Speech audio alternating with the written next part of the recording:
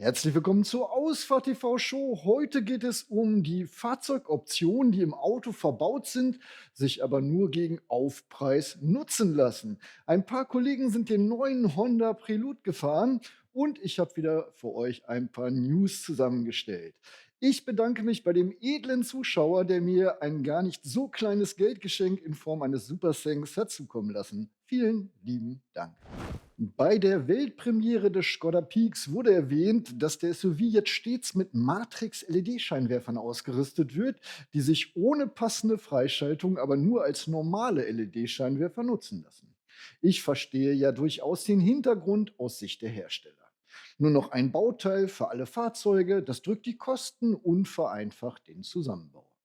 An dieser Stelle möchte ich kurz einwerfen, dass ich mich hier auf Stammtischniveau bewege. Ich habe zu der Thematik noch keine Informationen von den Herstellern eingefordert.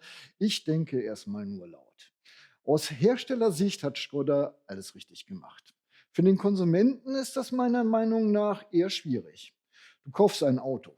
Vermutlich zahlst du auch ohne gebuchte Matrix-Funktionalität mehr als bei einem Fahrzeug mit normalen LED-Scheinwerfern.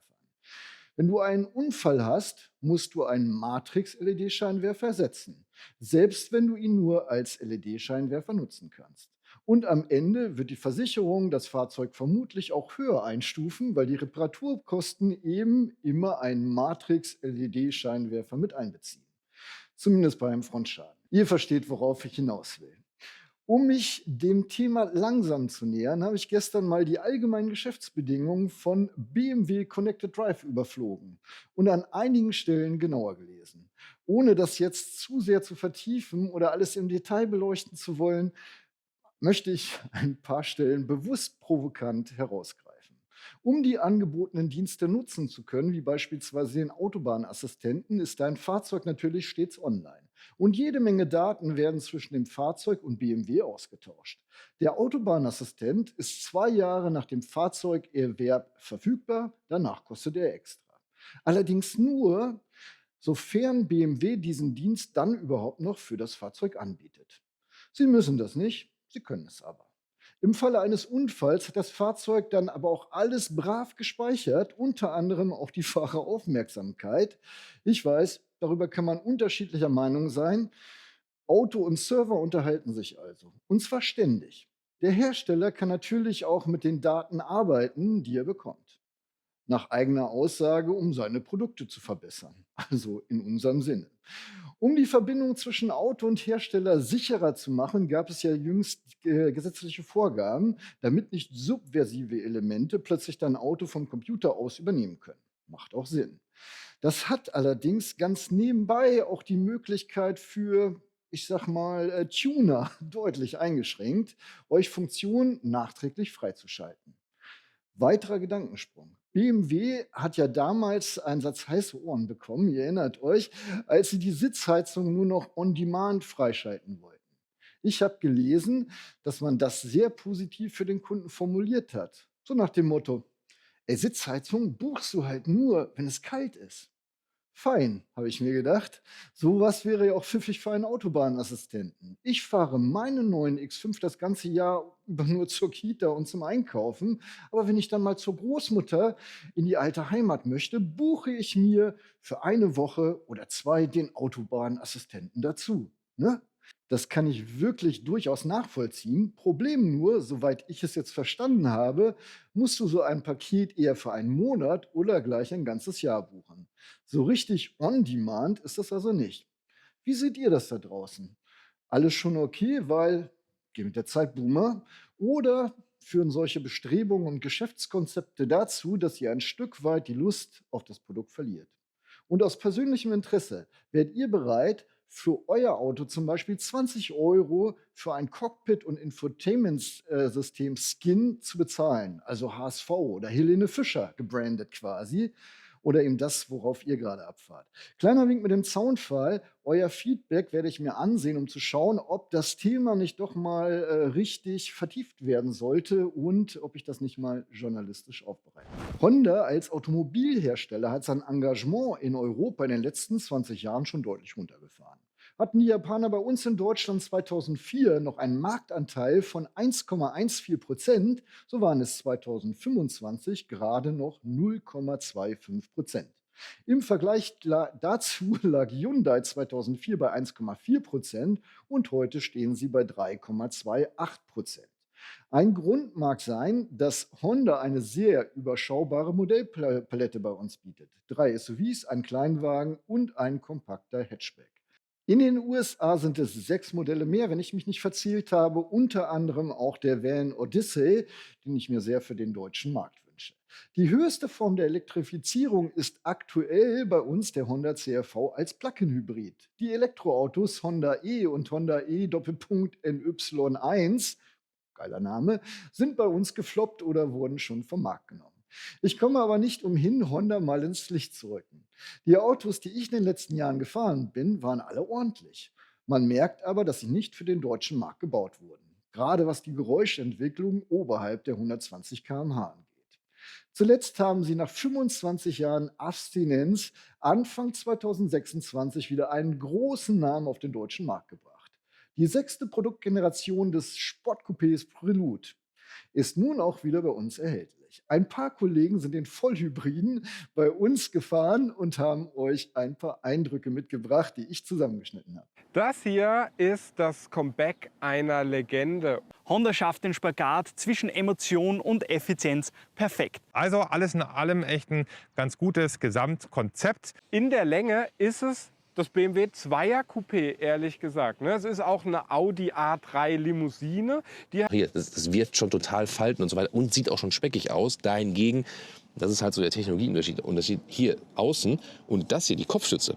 Das ist ein hochwertiges Kunstleder. Findest du auch, dass das Auto optisch von einem Segelflugzeug inspiriert ist? Nee, ich finde den eher ein bisschen retro. Ich mache mal einen Rückwärtsgang rein, Gänge gehen so rein und die Qualität der Rückfahrkamera, Querverkehrwarner hinten, die ist tatsächlich eher ein bisschen retro. Kannst du ein bisschen so, ne, Homer Simpson, Armlehne hoch, Armlehne runter. So, da muss man einmal ein bisschen stärker drücken, dann geht es auch so wieder zu. Dynamisch ist der echt mega. Alles, was du links, rechts, Kurves fährst, macht der super viel Spaß. Bei 6000 überstimmt er mich auch im S plus Shift-Modus. Ein klassisches Getriebe kommt dabei nicht zum Einsatz. Die Kraft wird stattdessen über ein stufenloses E-CVT-System direkt an die Vorderräder übertragen. Das ist zwar effizient, aber nicht besonders fahraktiv. Ich finde, dass er in der Kurve wahnsinnig geschmeidig ist. Die Spiegel, die wackeln, die zittern so. Ne, der müsste vielleicht irgendwie stärker angezogen sein. Obwohl der Antrieb bekannt ist aus Civic und CR-V, muss dieses Auto ja komplett neu homologiert werden. Und das weiß ich schon zu schätzen. Hier ist die flache Flunder schon ein bisschen abgangen. Den Prelude bietet Honda bei uns in einer einzigen Ausstattungslinie an. 49.500 € stehen auf dem Preisschild. Die aufpreispflichtigen Optionen sind durchaus überschaubar. Dafür bekommt man ein Sportcoupé mit einem 184 PS starken Vollhybrid-Antriebsstrang. Vollhybrid? Es ist ein serieller Hybrid. Der Elektromotor treibt den Wagen an, der Verbrenner erzeugt den Strom, kann bei Last aber auch den Elektromotor unterstützen. 188 km/h Topspeed und ein 0 auf 100 Wert von 8,2 Sekunden mögen nicht wirklich zu einem Sportcoupé passen. Ich kann aber auch Kunden verstehen, die sagen, ach, ist der nicht schön?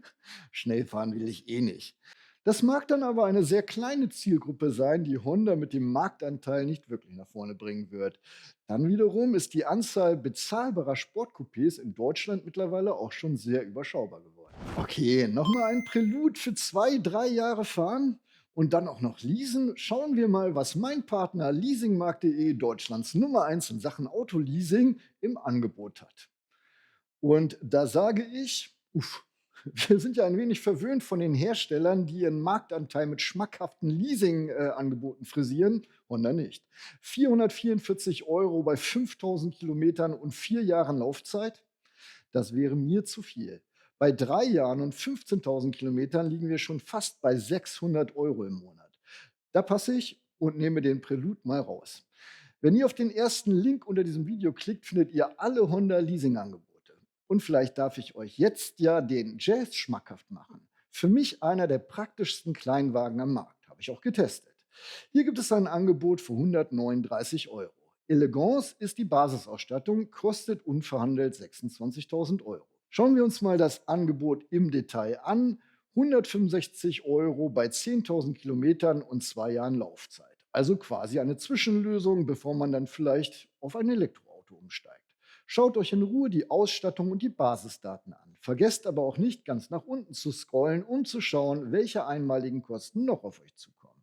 Wenn die Leasingrate für euch passt, bestätigt das und dann müsst ihr nur noch eure Stammdaten eingeben, damit der Händler euch kostenlos und unverbindlich euer Angebot zukommen lassen kann. Alternativ schaut mal in die Deals. Das sind tagesaktuelle Leasing-Schnapper von leasingmarkt.de Mitarbeitern händisch ausgewählt und zusammengestellt. Ihr erreicht sie über den zweiten Link unter diesem Video. Vielleicht ist ja für euch etwas dabei. Danke, dass ihr dieser Verbraucherinformation so geduldig gefolgt seid. Zum Abschluss habe ich noch ein paar News für euch. Letztes Wochenende bin ich den Kia PV5 noch gefahren und war sehr angetan. Zwischenzeitlich hat Kia bekannt gegeben, dass es die Cargo-Version jetzt auch als Kurzversion geben wird. Mit 4,50 Meter ist sie 20 Zentimeter kürzer als die L2-Version, die ich gefahren bin. Neben dem 71 und dem 51 Kilowattstunden Akku kommt jetzt auch eine 43 Kilowattstunden Einstiegsvariante. Ab dem neuen Modelljahr kann man AC auch mit 22 Kilowatt laden und zu dritt vorne sitzen. Zudem verriegelt sich der Bus jetzt auch selbstständig, wenn man sich vom Auto entfernt. Keine Häme, ich finde den halt echt gut. Beim Fahren kommt bei mir auch echtes Bulli-Feeling auf, tatsächlich. Und ja, schön ist anders. Apropos schön. 4 zeigt eine Neuinterpretation des Multipla. Ich mag den Multipla, also die erste Generation, die wohl kaum jemand kennt, weil man sich beim Hören des Namens sofort die Augen zuhält, in Erwartung, die zweite Generation zu nehmen. Die erste Generation war wirklich richtig cool. Es lohnt sich mal bei Wikipedia nachzuschauen. Die neue Studie mit dem Namen Fiat Multiplina basiert auf diesem Konzept, soll aber ein Leichtkraftfahrzeug werden. Ich wünsche mir ja mehr Leichtkraftfahrzeuge und weniger SUV-Panzer auf unseren Straßen. Die chinesischen Marken und ihre Produktnamen. Darüber kann ich jetzt wohl in jeder Folge lamentieren. Ich hatte euch ja jüngst mit Hilfe der Kollegen den Xpeng X9 gezeigt. Von Zeekr gibt es ebenfalls einen X9. Das ist allerdings ein ganz anderes Fahrzeugkonzept. Chery bietet in China bei ausgewählten Modellen nun eine lebenslange Garantie auf die Batterie. Das könnte natürlich auch so eine kulturelle Geschichte sein. Vielleicht gehen sie nicht davon aus, dass die Autos besonders lange leben. Man weiß es nicht. Aber immerhin erst einmal gut für den Kunden. BYD übernimmt volle Haftung für intelligentes Parken. Habe ich gelesen und mich gefreut. Noch mehr Verbraucherschutz aus China. Das gilt allerdings nur in China. Schön, dass man uns im deutschen Presseportal daran teilhaben lässt. Aus meiner Warte muss ich die Chinesen langsam richtig lieb haben. Allein schon wegen Formulierungen wie Superdriver oder Super Personal Assistant für ihre Assistenzsysteme. Und zum Schluss noch, das Kraftfahrzeugbundesamt hat die Zahlen für das erste Halbjahr 2026 zusammengefasst. Ich bin ein wenig überrascht. Trotz des technologieoffenen Bundesfritzen liegen die E-Autos im Vergleich zum Vorjahr um geschmeidige 78% zu und kommen jetzt auf einen Marktanteil von 28%. Der Flotten-CO2-Ausstoß sinkt, nicht zuletzt dadurch um 14%. Leider sind SUVs mit 27% immer noch sehr gefragt. BYD explodiert quasi auf dem deutschen Markt mit einem Wachstum von 272% im Vergleich zum Vorjahr und sichert sich einen Marktanteil von immerhin 2%. Um das Gesagte etwas aufzulockern, das KBA nennt Smart eine deutsche Marke.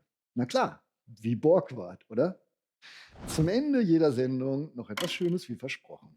Darf ich an dieser Stelle mal einwerfen, dass ich nicht damit gerechnet habe, dass sich wirklich niemand bisher über die Instagram-Links beschwert hat? Vor ein paar Jahren hieß es da noch, du willst du denn, dass ich meiner Frau das Handy wegnehme, oder? Vielleicht liegt es aber auch an Kanälen wie Oakland Autodetail. Richtig lässiger Content für alle, die sich mit 50 immer noch wie 20 fühlen und sich noch sehr gut an die 90er bzw. 2000er Jahre erinnern. Gerade das Video, was ich hier einspiele, muss man eigentlich mit Ton ansehen, sonst geht die Hälfte des Charmes verloren. Ich danke Ecki für diesen wirklich super Tipp. Alle Links, die ich erwähnt habe, findet ihr in der Zusammenfassung der Show auf unserer Webseite. Den Link dorthin findet ihr unten in der Videobeschreibung. Abonniert gerne den Kanal und aktiviert auf jeden Fall die Glocke, damit euch meine Beiträge auch angezeigt werden. Wer mir Input oder Anregungen für einen neuen Showbeitrag nicht öffentlich schicken möchte, nutzt eine dieser beiden E-Mail-Adressen. Ich bedanke mich fürs Zusehen und verabschiede mich wie gehabt. Bleibt gesund da draußen. Tschüss, bis dann. Euer Jan.